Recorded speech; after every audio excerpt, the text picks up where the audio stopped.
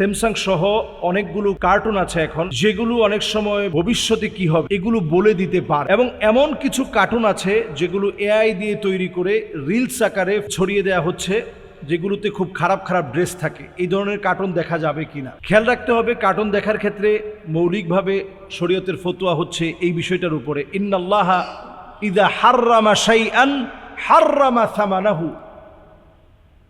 যেই পোশাকটা বাস্তবিক পক্ষে পরাটা নিষিদ্ধ, যেমন আপনি রাস্তাঘাটে শুধুমাত্র যদি ছোট ছোট পোশাক পরে যদি আপনি হাঁটেন, এই পোশাকটা পরা নিষিদ্ধ। আপনি মেয়ে হয়ে যদি পুরুষের মতো গেঞ্জি প্যান্ট শার্ট পরে হাঁটেন, হিজাব না করে চলেন, এটা আপনার জন্য নিষিদ্ধ।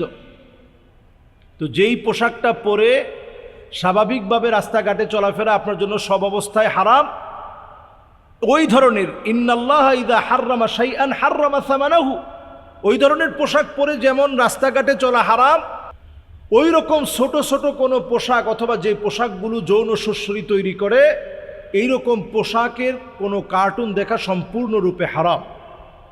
দেখবেন আমাদের ছোট ছোট বাচ্চারা এখন সুন্দর সুন্দর কার্টুন দেখে। ইসলামিক অনেক কার্টুন আছে যেগুলো সালাম দিয়ে শুরু করা হয়, ভাত খাওয়ার সময় কি দোয়া পড়বেন, এরপরে দেখবেন যে ভাত খেয়ে কি দোয়া পড়বেন, ঘর থেকে বের হওয়ার সময় কি দোয়া পড়বেন। এগুলো আমাদের সন্তানরা অনেক সময় দেখে। যদিও আমি বলবো যে স্ক্রিন থেকে যত বেশি দূরে রাখা যায় বাচ্চাদেরকে, যদি দেখতে হয় তাহলে এই জাতীয় কার্টুনগুলো দেখবে, যেগুলো তাকে প্রতিভাবান হিসাবে গড়ে তুলবে, নতুন কিছু সেখান থেকে জানতে পারবে, শিখতে পারবে।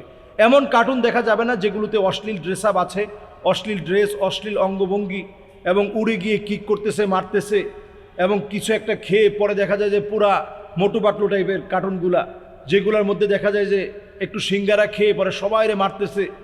সে যদিও দেখা যায় অনেক রকম নায়কের ভূমিকায় থেকে সবার সেবা করতেছে, কিন্তু মায়ের পিঠ, গুন্ডামি, বদমাশি শেখানো হচ্ছে।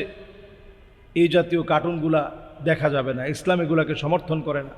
যদি কার্টুন দেখতে হয় যেগুলোর ভিতরে শিক্ষামূলক কিছু আছে, এই জাতীয় কার্টুন ছাড়া অনর্থক কার্টুন, মিথ্যা কার্টুন আমরা দেখব না। এগুলো থেকে আমরা বিরত থাকব। আল্লাহ আমাদেরকে তৌফিক দান করুন। মোহতারাম, আমার প্রশ্ন হচ্ছে, আমার আব্বা মারা গিয়েছে, আব্বা কিছু ঋণ রেখে গিয়েছে, এই ঋণগুলো পরিশোধ করা এটা কি আমার উপরে ফরজ কিনা? প্রথম কথা হচ্ছে, প্রিয় ভাই, আপনার উপরে ঋণ পরিশোধ করা ফরজ নয়। বাবার রেখে যাওয়া যে ঋণটা আছে এটা পরিশোধ করা আপনার জন্য ফরজ না। তবে হ্যাঁ, নবী করিম সাল্লাল্লাহু আলাইহি ওয়াসাল্লাম হাদিসের মধ্যে নবীজি বলেছেন, নাফসুল মুমিনি মুআল্লাকাতুন বিদাইনিহি হাত্তা ইউকদা আনহু।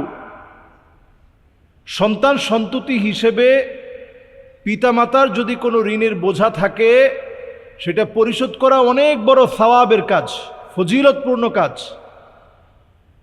আপনি আপনার পিতামাতার কাছ থেকে যে সম্পদ পেয়েছেন, পিতার কাছ থেকে যে ওয়ারাসাত পেয়েছেন, ওয়ারিশ হয়েছেন, সেই সম্পদ থেকে পিতামাতার জন্য আপনি ব্যয় করেন, এটা অনেক বেশি ফজিলতের কাজ।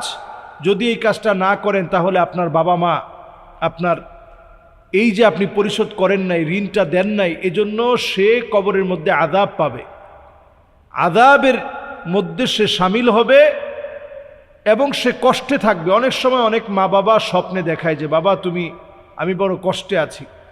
তো সন্তানদেরকে এটা দেখানোর উদ্দেশ্য হচ্ছে এই, তার যে রেখে যাওয়া ঋণ আছে সেই ঋণটা আপনি পরিশোধ করেন। তার যে রেখে যাওয়া ঋণ এটা পরিশোধ যেমন করবেন, পাশাপাশি তার জন্য যদি কোনো ওসিয়ত থাকে, সেই ওসিয়তটা আপনি পূরণ করার চেষ্টা করবেন রেখে যাওয়া সম্পত্তি থেকে। তবে বিষয়টা আবারও জানা দরকার, এটা ফরজ না, বরং এটা ফজিলতপূর্ণ একটি বিষয়, সওয়াবের কাজ। আমরা প্রত্যেকেই আমাদের পিতামাতার উপরে আমাদের দায়িত্ববার যে দায়িত্ব রয়েছে, এই দায়িত্ব পালনে আমরা সচেষ্ট থাকি। পিতামাতার কোনো যদি ঋণ থাকে সেটাকে পরিশোধ করার চেষ্টা করি। আসসালামু আলাইকুম ওয়া রাহমাতুল্লাহি ওয়া বারাকাতুহু।